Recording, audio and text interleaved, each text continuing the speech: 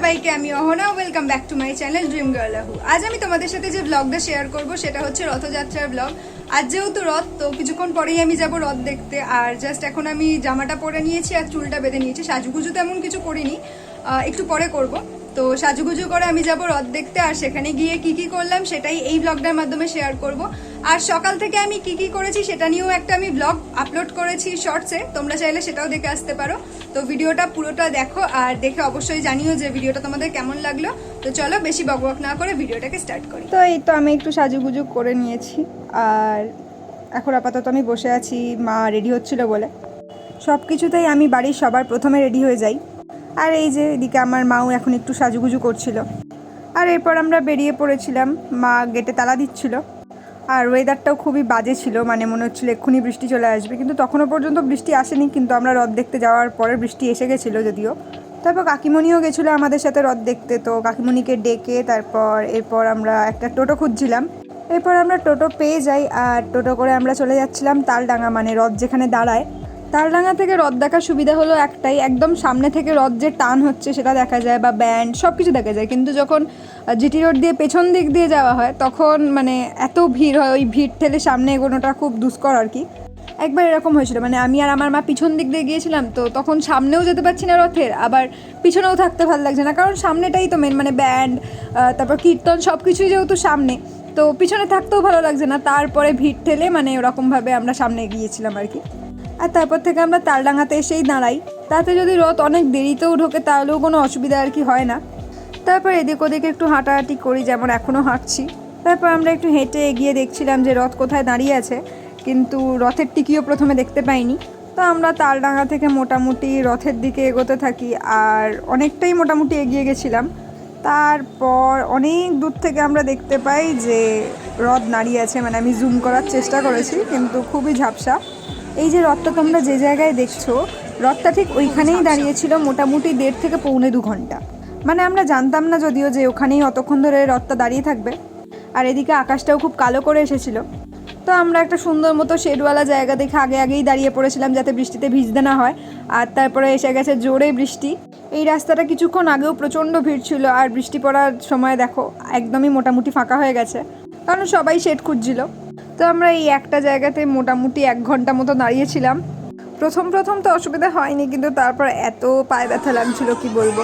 আর বৃষ্টির মধ্যে এই একটা ছোট্ট রথ আমরা দেখতে পেয়েছি, কিন্তু যে বড় রথ সে রথ তো নিজের জায়গা থেকে এক চুলও নড়েনি। মানে আমরা মাঝে মাঝে গিয়ে রাস্তার মাঝখানে গিয়ে দেখছিলাম যে রথটা কি এগিয়েছে, কিন্তু রথ নিজের জায়গা ছাড়েই নি আর কি। এরপর আবারও একটা ছোট রথ দেখলাম, আর সেটা দেখার পর এবার আমার প্রায় প্রচণ্ড ব্যথা লাগছিলো। আমি একটা ছোটো মতো জানলার জায়গাতে একটু বসে পড়েছিলাম, মানে বসার মতো জায়গা তো ছিল না, কিন্তু ওইভাবেই আর কি বসেছিলাম। পায়ে প্রচুর ব্যথা লাগছিল, কারণ আমি তো এতক্ষণ ধরে শাস্তিও পাইনি, মানে এতক্ষণ ধরে দাঁড়িয়ে থাকা আমার অভ্যেসই নেই, তো তার জন্য আমি এরকমভাবে বসেছিলাম। যাই হোক, এরপর মা আর কাকিমণির পায়েও ব্যথা লাগছিলো, তাই আমরা এবার একটু আবার এগোচ্ছিলাম যে একটু হাঁটাহাঁটি করব বলে। আর রথটা কিন্তু তখনও সেম জায়গাতেই দাঁড়িয়েছিল। আর এরপর আমরা গেছিলাম একটু পাঁপড় ভাজা খেতে, কারণ রথ মানেই তো পাঁপড় ভাজা আর জিলিপি, যদিও জিলিপি আমরা খাইনি। আর এই পাঁপড় ভাজাটা খেতে এত বাজে ছিল, মানে কি বলবো, পুরোটাই কাঁচা ছিল বলতে গেলে। আর এর মধ্যেই আমরা আর একটা শেডওয়ালা জায়গা খুঁজে নিয়েছিলাম, তো সেখানে দাঁড়িয়েই আমরা পাঁপড় ভাজা খেয়েছি। তো এখানেও আধ ঘন্টা দাঁড়িয়ে থাকার পর এই যে গাড়িটা এগোচ্ছে, এটা দেখেই বোঝা গেল যে রথও এগোচ্ছে। আর রথ এগোচ্ছে দেখে এত ভালো লাগছিলো, মানে কি বলবো, কতক্ষণ ধরে দাঁড়িয়েছি বুঝতেই তো পারছো, পায়ে ব্যথাও লাগছিলো। তো যখন রথ এগোচ্ছে এবার খুশি লাগছিলো। আর রথ এগোনোর সাথে সাথেই ভিড় এত বেড়ে যায় যে কি বলবো, ওই জন্য এমন একটা আমি জায়গা খুঁজে রাখি যেখানে আমি শান্তিতে দাঁড়াবো, কোনো ঠেলাঠেলি হবে না। তো ওরকম একটা জায়গাতেই আমরা দাঁড়িয়েছিলাম।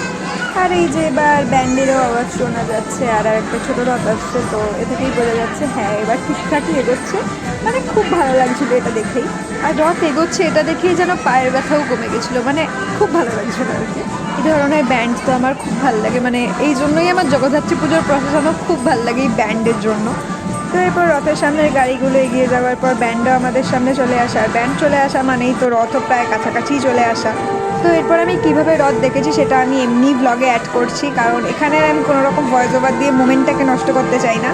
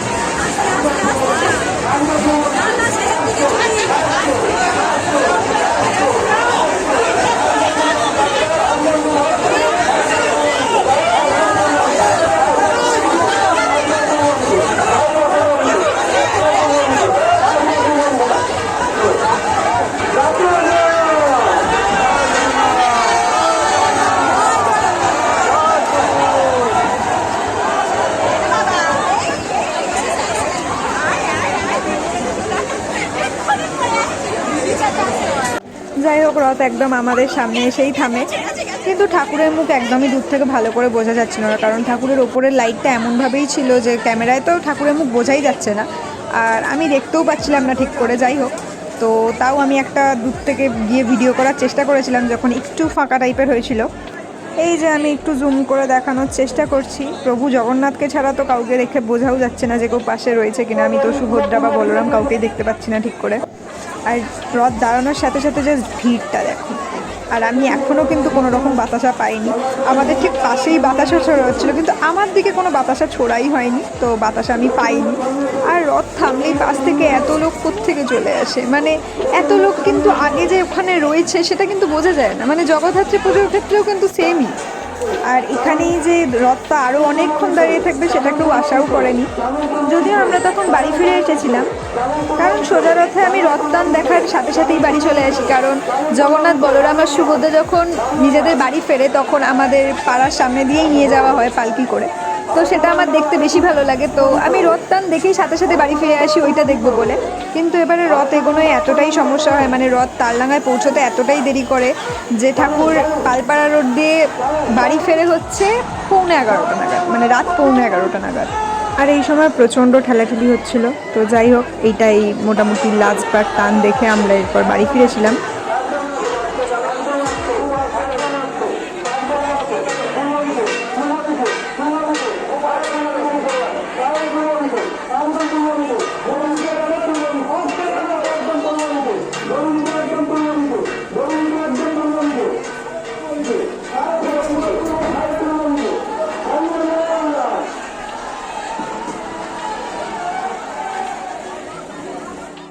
এরপর ওখানে ভিড় ঠেলে আমরা বাড়ি ফেরার পথ ধরি, আর বাড়ি ফেরার পথে আমরা অনেক ছোট ছোট রথ দেখেছি। আর তারপর রাস্তায় এই রথগুলো দেখতে দেখতে আমরা বাড়ি ফিরছিলাম। এই জায়গাটাতেও একটু ভিড়ভাট্টা ছিল আর কি। আর এরপরে আরেকটু এগিয়ে গিয়ে এমনই মনে হচ্ছিলো যেন ওখানে কিছু হয়ইনি, মানে পুরো ফাঁকা, এমনি নর্মাল লোক চলাচল করছে সেরকম, মানে যে কিছুক্ষণ আগে কোনো একটা রথ এখান দিয়ে গেছে, যে অনেক মেলা বসবে বা অনেক লোকজন ঘুরে বেড়াবে, সেরকম কিছু ছিলই না। তারপর আমাদের পাশ দিয়ে চলে যাচ্ছিলো জগন্নাথ, বলরাম, সুভদ্রার পালকি, যেটা করে ওনারা বাড়ি ফিরবেন। তো এটা দেখে আমি একটু বেশি এক্সাইটেড ছিলাম, কারণ আমি আগেই বলেছি যে আমার এটা দেখতেই বেশি ভালো লাগে। তো তাড়াতাড়ি পা চালিয়ে এরপর আমরা বাড়ি ফিরছিলাম। আর বাড়ি ফেরার পথে মোটামুটি 3-4খানা রথ তো আমরা আরও দেখেছি। প্রত্যেকটা ছোট ছোট রথকেই এত সুন্দর আলো ফুল দিয়ে সাজানো হয়েছিল, যেটা দেখতে ভালো লাগছিল। আর আমার ভিড়ভাট্টা খুব একটা পছন্দ না হলেও এই ভিড়ভাট্টাতে এত ধরনের লোক দেখা যায়, যেটা বেশ দেখতে ভালো লাগে। তারপর আবারও এই জগন্নাথ, বলরাম, সুভদ্রাদের দর্শন করে আমাদের এই পাশটাতেই একটা জায়গাতে লুচি আর মিহিদানা দিচ্ছিল, তো সেটাই নিতে গেছিলাম। আর এই মিহিদানাটা বেশ খেতে ভালো ছিল, মানে খুব একটা মিষ্টিও ছিল না। আর তারপর আমরা হেঁটে হেঁটে অনেকটাই ক্লান্ত হয়ে পড়েছিলাম আর কি। আমরা টোটো করেই আসবো ভেবেছিলাম, কিন্তু কোনো টোটোই আমাদেরকে পাত্তা দেয়নি, তো হেঁটে হেঁটেই এতখানি আমরা বাড়ি এসেছি অ্যাট লাস্ট। আর তারপর বাড়িতে এসে বেশ কিছুক্ষণ আমরা রেস্ট নিয়েছিলাম। তো এরপর পরের দিন বিপত্তারিণী পুজোর উপলক্ষে আমি আর মা যাচ্ছিলাম মিষ্টি কিনতে। তো এরপর আমার মা এখান থেকে 13 রকমের মিষ্টি কেনে, আর পাশেই জিলিপি ভাজা হচ্ছিল। তো জিলিপি তো আমরা কিনিনি, কিন্তু আমি জিলিপির একটু ভিডিও করে নিয়েছি। হয়তো ভিডিওটা আমাকে এখানেই শেষ করতে হতো, কিন্তু রাত 11:15টার সময় যখন ঠাকুর আমার বাড়ির কাছ দিয়েই যাচ্ছে, তখন সেটা কি না দেখে থাকা যায়, তাই সেটা দেখতে ছুটে গেছিলাম। আগেই বলেছি তালডাঙার রথের ঢুকতে অনেকটাই দেরি হয়েছিল, তাই ঠাকুরের দিকে আসতেও অনেকটা দেরি হয়ে যায়। আর লিটারালি আমি রাতের খাবার ফেলে ঠাকুর দেখতে ছুটেছিলাম, কারণ আমার ঠাকুর দেখতে খুব ভালো লাগে, আর আমি এটার জন্য অনেকক্ষণ ধরে ওয়েট করেছিলাম। তো যাই হোক, ফাইনালি আমি ঠাকুরকে দেখতে পেয়েছি।